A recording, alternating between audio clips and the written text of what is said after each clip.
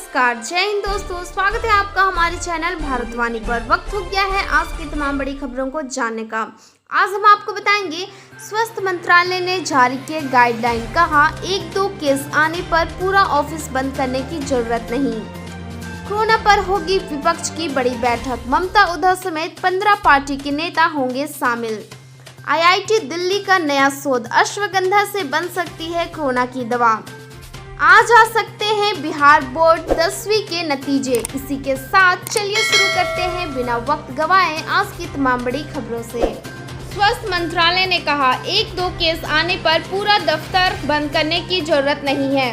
देश में लगातार बढ़ते कोरोना वायरस के मामले के बीच केंद्र स्वास्थ्य मंत्रालय की ओर से लगातार रणनीति में बदलाव किया जा रहा है। इस बीच दफ्तरों और वर्क प्लेस के लिए केंद्र सरकार की ओर से ताज़ा गाइडलाइन जारी कर दी गई है। इसके मुताबिक अगर किसी ऑफिस में 1 या 2 कोरोना वायरस के केस आते हैं तो पूरे दफ्तर को बंद करने की जरूरत नहीं है। हालांकि ऑफिस को पूरी तरह से डिसइंफेक्ट करना जरूरी होगा। कोरोना पर विपक्ष की बैठक। ममता, उद्धव समेत 15 दलों के नेता होंगे शामिल।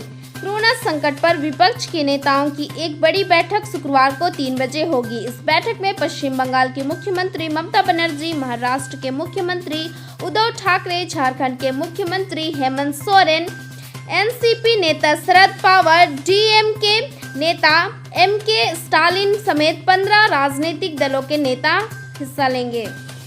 IIT दिल्ली का नया शोध, अश्वगंधा से बन सकती है कोरोना की दवा। शोध के अनुसार भारत में पहले से अपने औषधीय गुणों से पहचान बनाने वाली आयुर्वेदिक जड़ी बूटी अश्वगंधा कोविड-19 संक्रमण के खिलाफ एक प्रभावित चिकित्सीय और निवारक दवा बन सकती है। रिसर्च टीम ने पाया है कि अश्वगंधा और प्रोपोलिस में कोरोना वायरस के लिए प्रभावी दवा बनाने की क्षमता है। आज आ सकते हैं बिहार बोर्ड 10वीं के नतीजे, जाने डिटेल्स। बिहार बोर्ड की 10वीं क्लास के स्टूडेंट्स लंबे समय से अपने रिजल्ट का इंतजार कर रहे हैं, लेकिन स्टूडेंट्स का यह इंतजार अब जल्द ही खत्म होने वाला है। दरअसल बिहार बोर्ड के 10वीं के एग्जाम के नतीजे 20 मई 2020 को आ सकते हैं। ऐसे में बिहार बोर्ड से मैट्रिक की परीक्षा देने वाले 15 लाख स्टूडेंट्स की धड़कनें तेज हो गई है। WHO प्रमुख को ट्रंप की चिट्ठी, 30 दिन में करे बड़े बदलाव वरना हमेशा के लिए फंडिंग बंद। कोरोना वायरस महामारी को लेकर अमेरिका और विश्व स्वास्थ्य संगठन में तकरार तेज होती जा रही है। अमेरिकी राष्ट्रपति डोनाल्ड ट्रंप ने पहले ही अमेरिका के द्वारा WHO को दी जाने वाली फंडिंग को रोक दिया था। अब इस बीच ट्रंप ने WHO के प्रमुख टेड्रोस घेब्रेयेसस को एक चिट्ठी लिखी है। अमेरिकी राष्ट्रपति डोनाल्ड ट्रंप ने इस खत में लिखा है कि अगर अगले 30 दिन में विश्व स्वास्थ्य संगठन अपनी नीति और संगठन में बड़ा बदलाव नहीं करता है तो अमेरिका अपनी फंडिंग को हमेशा के लिए बंद कर देगा। बता दें कि अभी अमेरिका की ओर से फंडिंग को सिर्फ कुछ समय के लिए बंद कर दिया गया है। रिलायंस जियो ने एड ऑन पैकेज में किया बड़ा बदलाव। अब 30 दिन की वैलिडिटी के साथ उठाए डाटा का लाभ। रिलायंस जियो ने एड ऑन पैकेज की वैलिडिटी में बदलाव करते हुए इसे अब 30 दिनों के लिए उपलब्ध करा दिया है। इन पैकेज में यूजर्स 50 GB डाटा तक का लाभ उठा सकते हैं। अगर आपका आधार कार्ड खो गया है तो ऐसे पाए नया कार्ड। अगर आपको आधार नंबर या पंजीयन संख्या के साथ रजिस्ट्रेशन मोबाइल नंबर या ईमेल ID याद हो तो आधार कार्ड डाउनलोड करना बेहद आसान है। आप आसानी से UIDAI की वेबसाइट में आधार कार्ड का PDF डाउनलोड करके प्रिंट करा सकते हैं।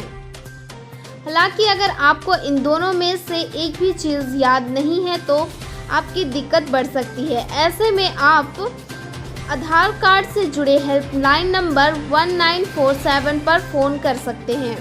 दिल्ली में 24 घंटे में 500 नए केस, अब तक का सबसे बड़ा उछाल। दिल्ली में कोरोना वायरस के केस बढ़ते जा रहे हैं।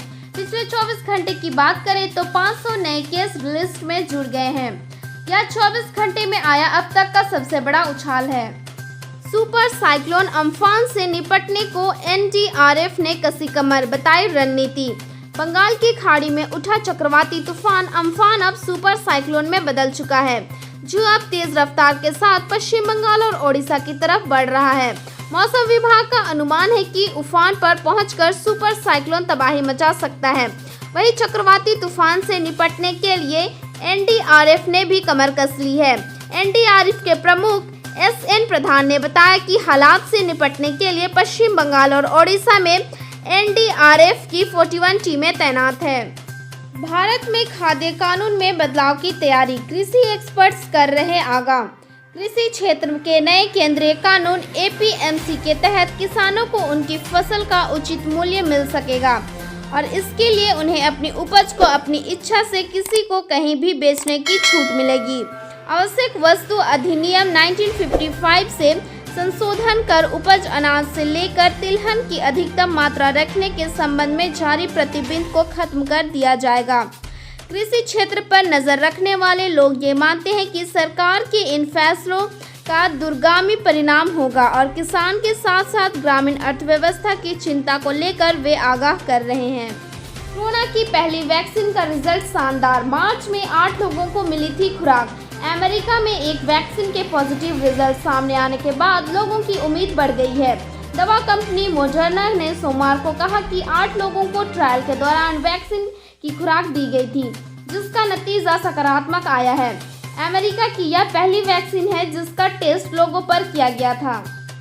प्रियंका की योगी सरकार को चिट्ठी, 5 बजे तक गाजियाबाद नोएडा पहुंच जाएंगे 1000 बसें। लॉकडाउन में फंसे प्रवासी मजदूरों के लिए बस चलाने को लेकर कांग्रेस महासचिव प्रियंका गांधी और मुख्यमंत्री योगी आदित्यनाथ के बीच खींचतान बढ़ती जा रही है। प्रियंका गांधी की ओर से मंगलवार को एक बार फिर से आगरा के बॉर्डर पर बसें लगानी शुरू हो गई है।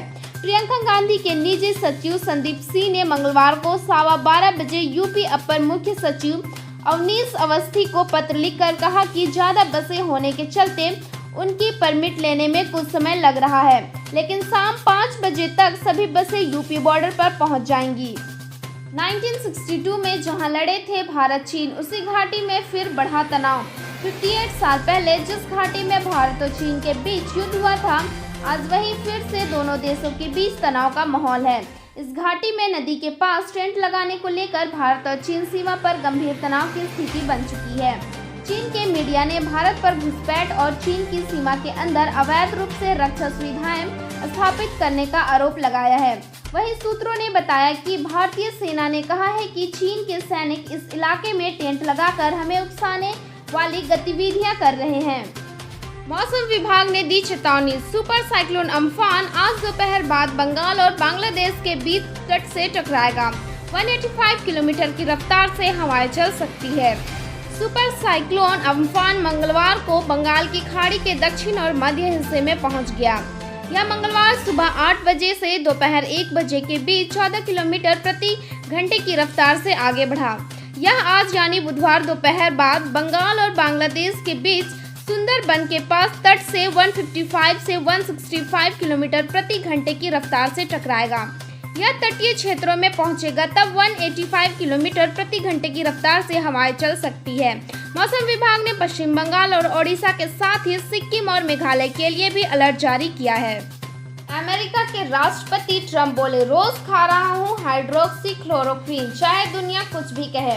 दुनिया कितना भी कह ले कि मलेरिया की दवा हाइड्रोक्सीक्लोरोक्विन कोरोना वायरस कोविड-19 के इलाज में काम नहीं आती, लेकिन अमेरिका के राष्ट्रपति डोनाल्ड ट्रंप को इस बात से कोई फर्क नहीं पड़ता। अमेरिकी राष्ट्रपति ट्रंप पिछले करीब 10 दिनों से हाइड्रोक्सीक्लोरोक्विन की टैबलेट हर दिन ले रहे हैं, जबकि अमेरिका की ही फूड एंड ड्रग एडमिनिस्ट्रेशन ने इस दवा को सुरक्षित नहीं बताया था। आशा करती हूँ कि आज की ये जानकारियाँ आपको पसंद आई होगी। ऐसे ही तमाम जानकारियों से जुड़े रहने के लिए हमारे चैनल को लाइक करें, शेयर करें, सब्सक्राइब करें और साथ ही बेल आइकन को भी प्रेस करें। स्वच्छ रहे, सुरक्षित रहे। जय हिंद, जय भारत, वंदे मातरम। धन्यवाद।